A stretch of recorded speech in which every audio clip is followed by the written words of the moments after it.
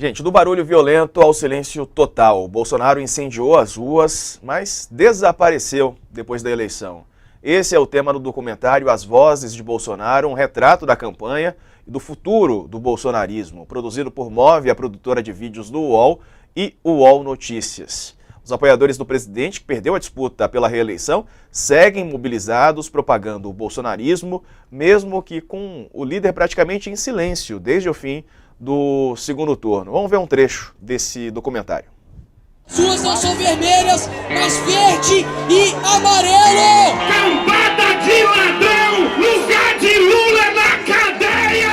Para que caminho vamos levar a nossa família? Da democracia ou do comunismo? Nós não vamos ter mais corrupto governando o Brasil! E o bem sempre vai vencer o mal. E a vitória vai ser do povo de Deus. Povo!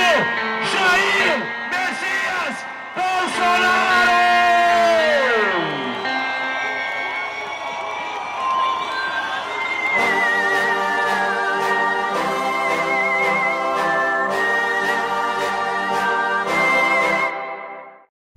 Eu converso agora com a repórter Carla Araújo e o professor de Gestão de Políticas Públicas da USP, Pablo Hortelado, que estuda o comportamento da extrema-direita no país. Um ótimo dia aos dois. Carla, conta mais sobre esse documentário, né? O que a gente pode conferir acessando os vídeos. Bom dia. Bom dia, Diego. Vamos falar com você. Bom dia, professor. Esse trabalho aí que a gente fez ao longo da campanha foi um trabalho difícil, árduo,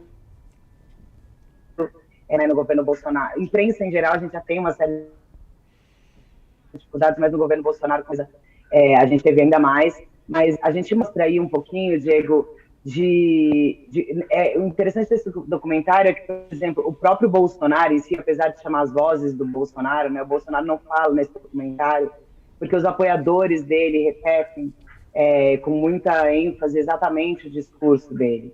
E aí a gente mostra um pouquinho desse retrato aí, desse bolsonarismo que estava nas ruas na campanha, que em parte continua na campanha, e que o professor, com certeza, tem muito mais propriedade do que eu para falar um pouquinho aí desse fenômeno, né? Eu tive a oportunidade de conversar com o professor recentemente sobre isso, e ele tem uma avaliação muito interessante, né, de como a gente deve olhar para esse fenômeno relativamente novo e estudar. Aí, se você me permite, Diego, já emendo uma pergunta para o professor. Por favor.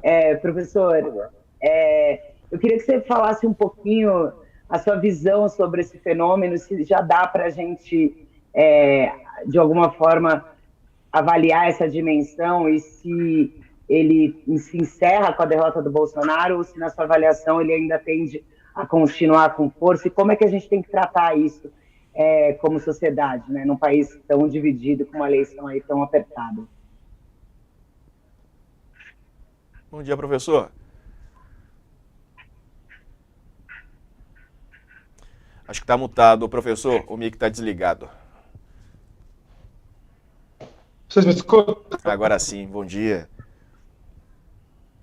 Bom dia, obrigado pela pergunta aí, Carla. Obrigado, Diego, pela chamada aqui para a conversa. No meu entendimento, esse fenômeno que a gente está vendo aí, do fascismo, é um fenômeno de natureza social, não é um fenômeno eleitoral. Ele tem uma expressão eleitoral, mas é um fenômeno predominantemente social. Ele está bem enraizado na sociedade, por meio de pesquisa de opinião, a penetração desse. Ele tem uma expressão eleitoral bastante forte, mas ele não depende, ele não é um fenômeno puramente eleitoral, como outros fenômenos eleitorais que a gente teve no passado. Era um fenômeno social, de organização de um campo conservador que está presente na sociedade, que se organizou, que se encontrou por meio dessas mobilizações de rua e redes sociais, e que tem pinta de ser um fenômeno mais duradouro, mais permanente, que a cada 4, a cada 2 anos vai se expressar eleitoralmente com alguma força, mas permanecer como um elemento constitutivo da vida política brasileira. É isso, professor. Carla, vamos ver outro trecho, então, do documentário. Ansioso, né, com esse resultado, porque a vitória é certa em nome de Jesus. Quem ganha é o 22, é o Bolsonaro. com absoluta certeza Bolsonaro. Eu dou 90% de chance dele ser o nosso presidente reeleito.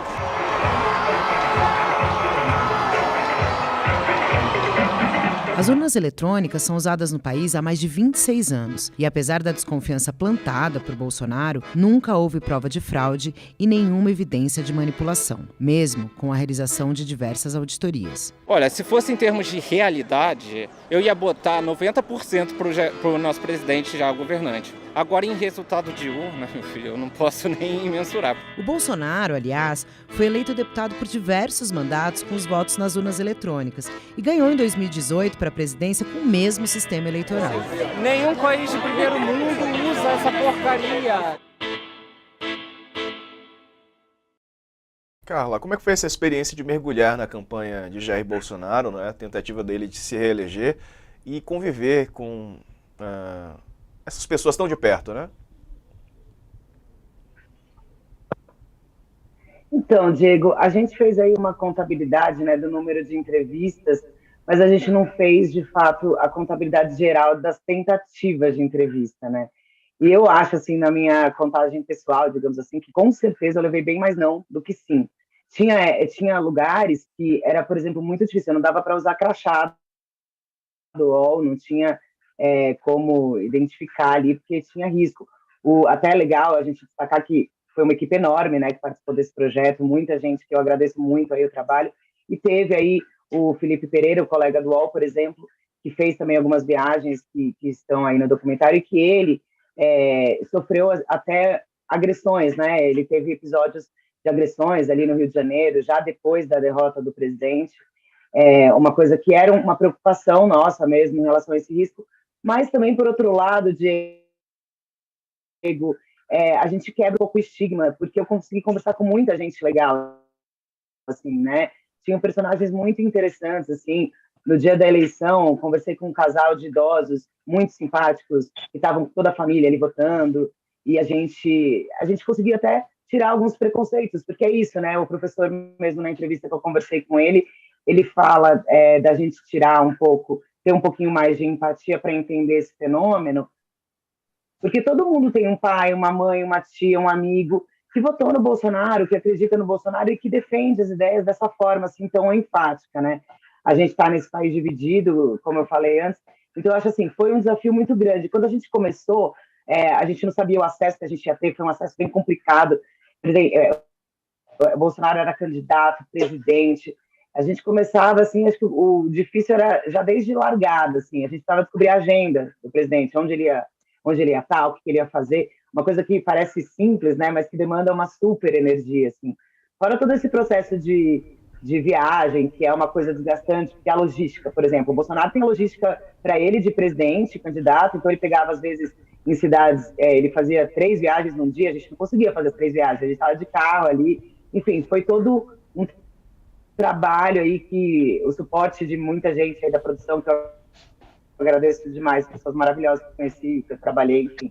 Mas a gente voltando assim para entender essas pessoas, assim, o professor, quando a gente conversou, ele falou sobre essa dificuldade de muitos estudiosos. Eu gostei muito dessa frase que ele coloca, dessa dificuldade da gente avaliar. Muita gente que estuda esse fenômeno tem ódio ao objeto do estudo, né? Já um estigma de que esse bolsonarista acredita em fake news, espalha fake news, e não houve aí algumas das demandas.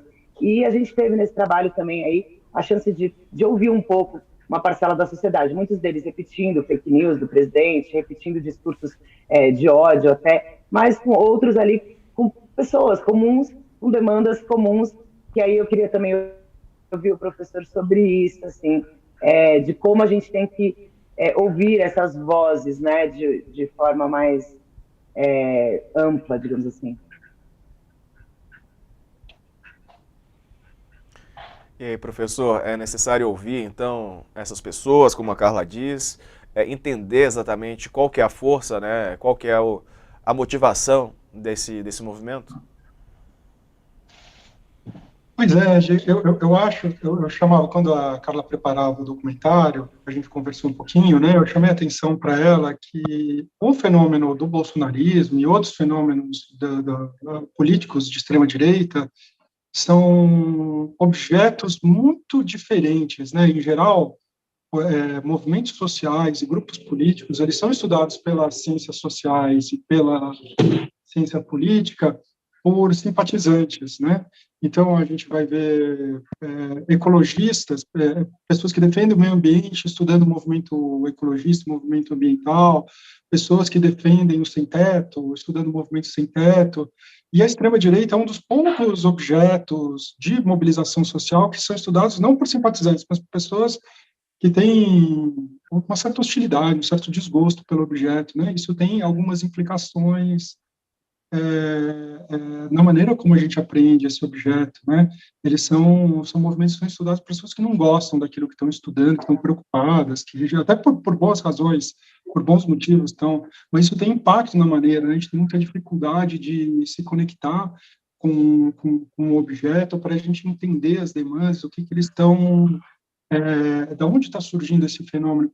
E essa necessidade de ter um pouco de empatia com o seu objeto, quando a gente trata de ciências sociais, ele é muito fundamental, porque, ainda mais quando a gente está falando de um fenômeno social dessa magnitude, como é o bolsonarismo, mais ou menos metade do eleitorado votou no Bolsonaro, né? E a gente precisa um pouco tentar captar, tentar se conectar com essa parcela da sociedade, entender as demandas que estão levando a essa expressão eleitoral, essa mobilização de rua, né? Essa organização nas mídias sociais, né?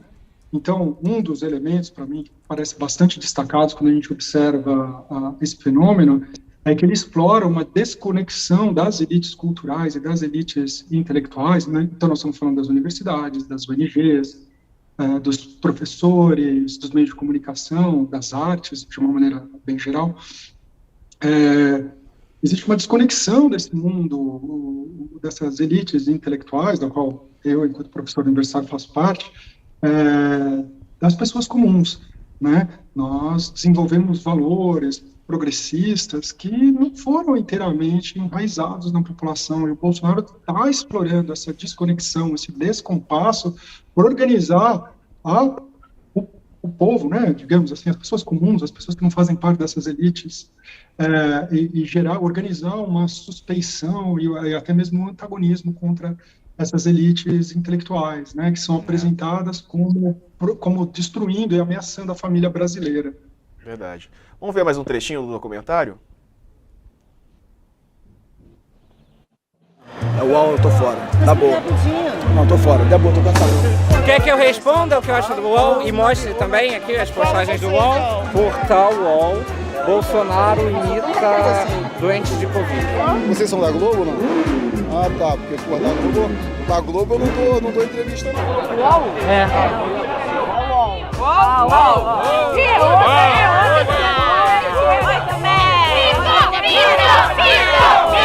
Aí vocês vão distorcer o que eu falei, aí eu processo vocês. Aqui pra você, Vocês são mentirosos! Filma não! Filma não! Não vai filmar!